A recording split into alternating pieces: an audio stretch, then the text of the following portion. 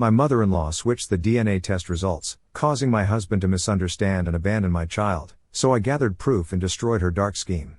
So, I, 28 female, have been with my husband Mark, 30 male, name changed for privacy, for 6 years and married for the last 2 years. I'm going to give a bit of backstory first. My mother-in-law had never been the sweetest person towards me, but I usually just brushed it off, especially at the beginning of our relationship. I was young and stupid, and I sort of just assumed mother-in-laws were like that with their sons. I moved out of my family's house when I was 16, and I haven't been in contact with them much since then, so I also didn't have any context of what healthy families look like, I guess. The stuff that has happened over the past few weeks has sort of been culminating for a while, and I am so lost right now. I don't know what to do. So, for context, when I first met my husband's parents, we had all gone out for dinner. Mother-in-law seemed nice enough, but she would keep making comments throughout the dinner that always seemed targeted and underhanded, like, "So, do you have a job of your own, or do you just live off of Mark's money? Or have you ever considered losing weight? You have such a pretty face, I think you would be stunning if you were a little slimmer, or you're a great girl, but I just don't think I could ever find anyone good enough for my baby boy." I know, I ignored every possible red flag, but in my defense, I was just really in love with this guy. She'd always say it sweetly, like it was a joke too, and I didn't want to overreact. The first couple of years we were dating, the behavior usually only included petty underhanded comments about my weight or appearance or the fact that I was dating Mark for his money. We are both in the same profession and earn roughly the same amount. While he does earn a little more than me, it's not an amount worthy of gold digging. The stuff she said did bother me at first, and I'd bring it up with Mark, who told her many times to stop saying things like that, but it was never that serious. He brushed them off to me, explaining that since he's her only child, she's just a little clingy. He also didn't see them that often, as we were both working and lived about an hour drive away from them. Things really amped up when he proposed to me, though. I'm not going to bore you with all the details, but our engagement and wedding were rough because of mother-in-law. We had invited his parents to dinner to announce our engagement to them, and his mother lost it when she saw the ring. She asked Mark how much it cost and turned completely red when he told her. I know for a ring it's a lot, but we are in an industry that makes a lot and are super lucky when it comes to money, so this was a pretty comfortable amount for him. She literally told him that I didn't deserve a ring that expensive and that he had never brought her anything that expensive, which she deserved since she was his mother. She also said that she didn't think he was really serious about me since we had been dating for 3 years by now. Mark told her not to be crazy and left it at that, but dinner was ruined, and everyone left pretty soon after that. His mom didn't talk to him for 3 weeks after that. She texted him afterward to apologize, saying she was just scared to lose her little man. During the wedding planning, she tried tampering with the guest list and the vendors, and you guessed it, wore a white dress to my wedding. Mark stood by me through all of this. We had passwords for all the vendors, and he made his mom change at the wedding. Our first year of marriage was great. We wanted to start our family and started trying for a baby right away. Things changed when I got pregnant at the end of last year, though. We surprised my in-laws at their house by making them a little gift basket with champagne, chocolate, and a tiny plaque that said Grandma. When they opened it and understood what was happening, mother-in-law looked at me and said, "You sure it's my baby Mark's, right?" I was stunned, but she laughed and acted like it was all a joke, and the evening moved on. This was when she started commenting on my weight a lot more. "You've really put on a few pounds, haven't you? Be careful, or your husband's eyes might start to wander," and I stayed thin during my whole pregnancy with Mark. "You should really stop being so lazy and put effort into looking good for my baby Mark." She talked about women she knew who would pass off another man's child as their husband's, and it always felt super targeted at me. She would even make jokes about how she sure hoped I wouldn't do something like that, basically insinuating that I cheated on my husband. I hated these comments and always asked her not to say things like that. She would tell me not to take things so seriously and that I couldn't take a joke. She also started bringing up Lauren, 30 female, Mark's ex from high school, and would talk about how skinny and petite she was and how she matched Mark better since they're both fit. These comments, mixed with all the pregnancy hormones, reduced me to tears a lot of times. At first, Mark would yell at his mom to stop talking to me that way, which pissed her off more. Around my 4th to 5th month, though, he started acting more distant. He started visiting mother-in-law a lot more without me and would go over on weekends even when I would beg him to stay because I was feeling sick or in pain. Around my 5th month, he stopped kissing me goodbye in the mornings before leaving for work, stopped hugging or kissing or even touching me at home, and would never show me any affection. I was really confused, but anytime I asked him what was wrong, he would get annoyed with me and tell me I was acting clingy and annoying or that he was just tired. He even suggested that I was just acting crazy because of my pregnancy hormones. I let it go and just tried to focus on myself and my baby, but I was sure mother-in-law was in his ear about me. When my baby was born 1 month ago, mother-in-law insisted on being in the delivery room. I did not want her there, but Mark said if I didn't let her come, he wouldn't be there for me either. I was just so emotionally and physically exhausted at this point that I gave in and allowed her to be there. My labor was painful and complicated, but holding my son is still the happiest moment of my entire life, and I would do it all over again for him. Literally right after they cleaned him and brought him back, Mark turned to me and went, "I want a paternity test." I was shocked. I thought it was a joke at first. He was serious, though, and I was just so confused and kept asking why. I had never cheated on anyone or given him any reason to think I cheated. My job was remote while he had to go into the office, so I was almost always at home.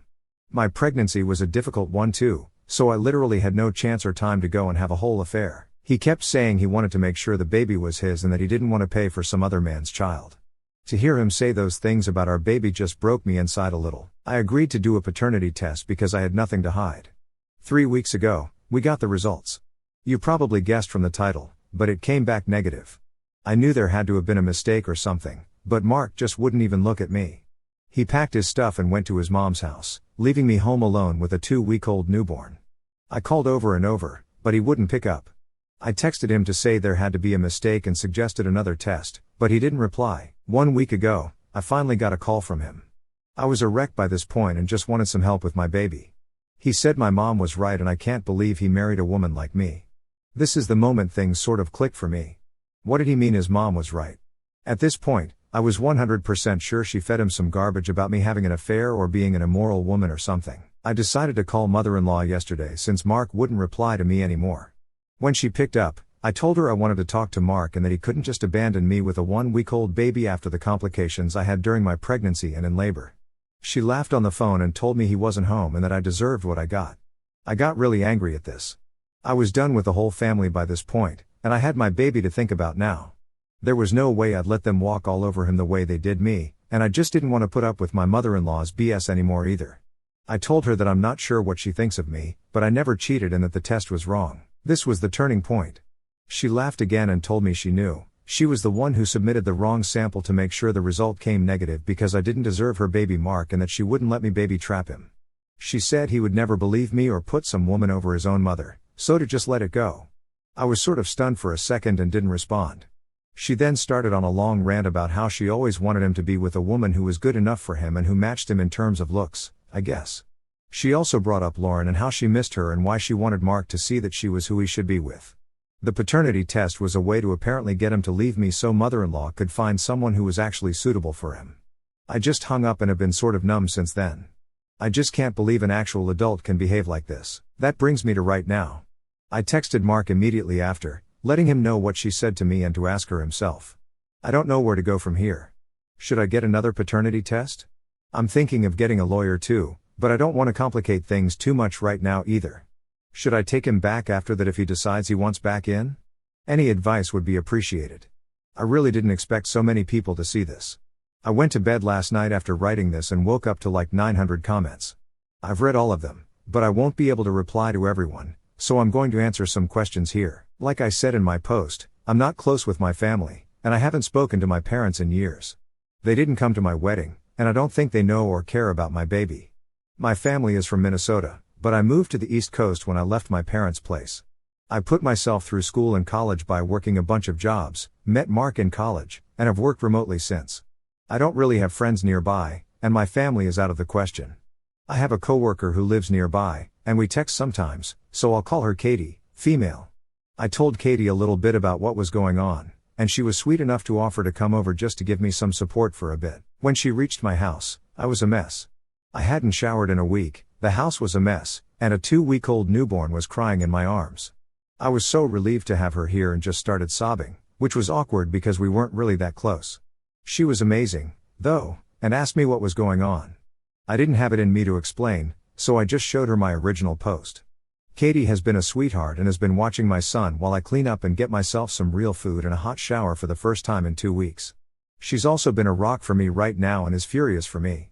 I'm going to be honest, it feels really nice to have someone on my side right now. That's about it for now. Some of you asked about my father-in-law, and I never said much about him because he doesn't really say much. I don't know what he thinks about me, but he's always been nice to me and sort of just ignores mother-in-law in general. I don't know why mother-in-law dislikes me as much as she does, but it doesn't have anything to do with race or religion like some of you suggested. We're all white and aren't religious. I have a feeling it's because I'm a slightly bigger girl and pretty tall, and Mark is really fit and into the gym a lot and stuff. I'm not obese or unhealthy by a long shot, I go to the gym too. I'm just not petite like mother-in-law and some of Mark's exes. That's my best guess, honestly. I'm also going to contact the lawyer today, so yeah. I don't think I can ever look at Mark the same again, and I know I want a divorce now. I have screenshotted as many conversations I've had with mother-in-law and Mark from before this whole thing too, just in case. I'll also be getting another paternity test and will be giving him the results while I serve him papers. He still hasn't responded to my text, and at this point, I don't care and don't want my son to have a man like him as a father anyway. The fact that he didn't even bother talking to me about it before abandoning me and his son makes me so angry, and I just don't even want him around me anymore. Sorry if this is all over the place, but that's about it for now. Mark turned up early in the morning, looking absolutely terrible, unshaven and eyes that looked like he'd been crying for the last 3 days. I wasn't expecting him. We sort of just stood there for a minute before he started sobbing and saying he was sorry. I know I said I wanted nothing to do with him anymore, but seeing him in front of me was hard. I'd loved this man for 6 years, and it was hard to let go of all that, and hearing him apologize felt really good too. I let him come inside, and we sat in the living room while I held my baby. He just kept crying and eventually asked if he could hold his son. The rage of the past few days came back, and I said no. He just nodded and let it go. After composing himself, he asked if we could talk, and I agreed because I wanted to know what he had to say. After I sent Mark the text detailing his mother's accusations, he initially refused to believe her words could hold any truth. Yet, the doubts gnawed at him relentlessly, like a persistent ache he couldn't ignore. Finally, he mustered the courage to confront his mother. Predictably, she dismissed every claim, spinning a vicious narrative that I was a gold digger, scheming to baby trap him and alienate him from his family for his wealth. Her lies might have held sway, but Mark's father had reached his breaking point with his wife's relentless manipulation. In a moment of raw honesty, he laid bare the shocking truth. Mark's mother had orchestrated a deception with her nephew, who worked at the lab where the paternity test was processed. She'd coerced him into falsifying the results, a betrayal that shattered Mark's world. He told me later that the realization hit like a sledgehammer. He saw, with brutal clarity, how deeply he'd failed as a husband and father, and how his mother's toxic influence had poisoned his judgment. Hearing him admit this, I won't lie, brought a surge of satisfaction, a quiet vindication after all I'd endured. But the drama didn't end there. His mother, desperate to maintain her grip on him, doubled down on her justifications. She confessed, with appalling audacity, that she found me too large and womanly for her perfect, handsome son. In her warped view, I didn't measure up to his ex, Lauren, whom she deemed prettier and more fitting for Mark. She resented the attention he gave me and our unborn child, believing it stole precious time from her. During my 4th month of pregnancy, when I was too unwell to join him on visits, she seized the opportunity to meddle further. She invited Lauren to their home, planting seeds of doubt in Mark's mind. She convinced him I'd been distant and irritable because I was hiding an affair, even suggesting I was trying to pin another man's child on him to secure his money. Lauren, petite and undeniably striking, played along, her flirtations relentless and calculated, feeding into Mark's confusion during my difficult pregnancy. The weight of these revelations only deepened my resolve to move forward without Mark. His mother's schemes and his susceptibility to them exposed a fracture in our marriage I couldn't ignore. Her obsession with controlling him, coupled with her disdain for me, had fueled a betrayal that cut deeper than I could have imagined. Lauren's role, though manipulative, was almost secondary to the larger betrayal of Mark's failure to see through his mother's lies sooner. My pregnancy, a time that should have been filled with joy and anticipation, was instead marked by isolation and hurt, exacerbated by Mark's absence and his mother's machinations. As I prepare for the next chapter with my son, I'm determined to shield him from this toxic dynamic. The truth has set me free in ways I didn't expect, and while the pain of this ordeal lingers, it's tempered by the strength I've found in standing up for myself and my child. In a tearful confession, Mark revealed he'd been ensnared by his mother's manipulative tactics, admitting he'd started seeing someone named Lauren behind my back. He claimed it was because Lauren made him feel desired, a twisted justification that stung deeply. Throughout my entire pregnancy, while I was carrying our son, Mark was the one betraying me with another woman. He insisted their relationship never became physical, just dates, kisses, and emotional intimacy, as if that softened the blow. He said he ended it a week before I went into labor, driven by a sudden wave of guilt. In the wake of this revelation, He fell to his knees, pleading for forgiveness, vowing to do anything to rebuild our family. He even promised to cut his toxic mother out of our lives completely if that's what it would take to win me back. For a fleeting moment, I wavered. The familiarity of our shared history tugged at my heart, tempting me to consider his plea. But then my eyes fell on my son, his innocent face a stark reminder of the pain Mark had inflicted over the past year. I thought of how he'd consistently failed to set boundaries with his overbearing mother, letting her meddle in our lives unchecked. I remembered the betrayal of his affair, carried out while I was at my most vulnerable, and how he'd emotionally abandoned me during and after my pregnancy. That clarity hardened my resolve. I told him, with a steady voice, that forgiveness wasn't possible. The trust we'd once had was shattered, and I no longer saw him as the man I'd loved. His tears flowed freely, but I stood firm. He eventually agreed to leave, booking a hotel nearby to give me space. Determined to protect my son and myself, I insisted on a second paternity test, unwilling to take Mark's word at face value after his lies. He protested, his voice laced with indignation, but I wouldn't budge. The test was scheduled for the next day, a necessary step to confirm the truth and solidify my case. Mark's betrayal had left deep scars, and I wasn't about to let his words sway me without proof. As he left, I felt a mix of exhaustion and empowerment. The road ahead would be tough, but I was done letting his choices dictate my life. My son deserved a mother who was strong, and I was ready to be that for him, no matter what. 2 weeks after the paternity test, the results confirmed what I'd suspected. Mark was indeed the father. His reaction was a flood of tears, a scene that played out with raw emotion, and I'll admit, a small part of me felt a quiet sense of vindication. I'd been through too much to feel entirely sympathetic. After 2 grueling months of emotional turmoil, I had divorce papers drafted and served to him last week. When I handed them over, Mark crumbled, his face a mix of shock and regret. He pleaded for couples counseling, hoping to salvage what was left of us, but I was resolute. My heart had closed that chapter. I demanded a fair 50-50 split of our assets and primary custody of our son, backed by my lawyer's confidence. The evidence I'd meticulously gathered, recordings and notes detailing Mark's neglectful behavior toward our baby during my pregnancy and beyond, made my case ironclad. My lawyer assured me the court would likely grant my terms, including supervised weekend visits for Mark and a strict boundary keeping his overbearing mother far from our child. Surprisingly, Mark, consumed by guilt, initially agreed not to contest the terms, a small concession that felt like justice. On the day the papers were served, Mark's father reached out with a heartfelt apology. He regretted not intervening sooner in his son's behavior and his wife's toxic influence. I forgave him. From what I'd seen over the years, he was a decent man, caught in a family dynamic he couldn't fully control. He even hinted at leaving Mark's mother, a decision that didn't surprise me given the chaos she'd sown. I'd blocked her months ago, right after Mark showed up at my door, and I had no interest in knowing more about her. My focus now was moving forward. I'm preparing to leave our apartment, a space filled with memories both sweet and bitter. The weight of a failed marriage is heavy, and the logistics of relocating while raising a toddler are overwhelming, but beneath it all, I feel a spark of hope for a fresh start. The divorce proceedings, set to finalize next month, hit a snag when Mark suddenly changed his stance. He decided he wanted more custody and pushed back against supervised visits, dragging out the process. But my lawyer was relentless, wielding the recordings of Mark's admissions like a sword. Those moments I'd captured, his dismissive attitude during my pregnancy, his neglect afterward, were undeniable. The court will likely side with me, granting primary custody and ensuring Mark's visits remain supervised.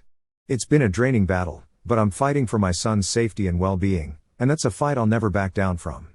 My son, now 14 months old, is a radiant light in my life. His giggles and curious eyes make every struggle worthwhile. He's growing into the sweetest little boy, and I'm determined to give him the stable, loving home he deserves. Amid the chaos of the divorce and the move, I've started carving out a life for myself. I joined a local book club, a small step that's led to new friendships and moments of connection I hadn't realized I'd been missing. These women, with their laughter and shared stories, have become a lifeline, reminding me I'm not alone. Parenting solo is no small feat. There are days when exhaustion threatens to win, but without Mark and his mother's constant interference, I feel lighter, freer. Their presence had cast a shadow over my life, one I didn't fully recognize until it lifted. Looking back, I see the red flags I missed. Mark's unwavering loyalty to his mother, even when it meant sidelining his pregnant wife, should have been a warning. I was naive, caught up in love and hope, but I've learned a hard lesson. That mistake won't happen again. I'm not sure if I'm ready for another relationship, my heart needs time to heal, and my son is my priority. For now, I'm focusing on building a life where we both thrive. The road ahead is daunting, with new challenges waiting, but it's also brimming with possibility. I'm reclaiming my strength, one step at a time, and for the first time in a long while, I feel like I'm exactly where I'm meant to be.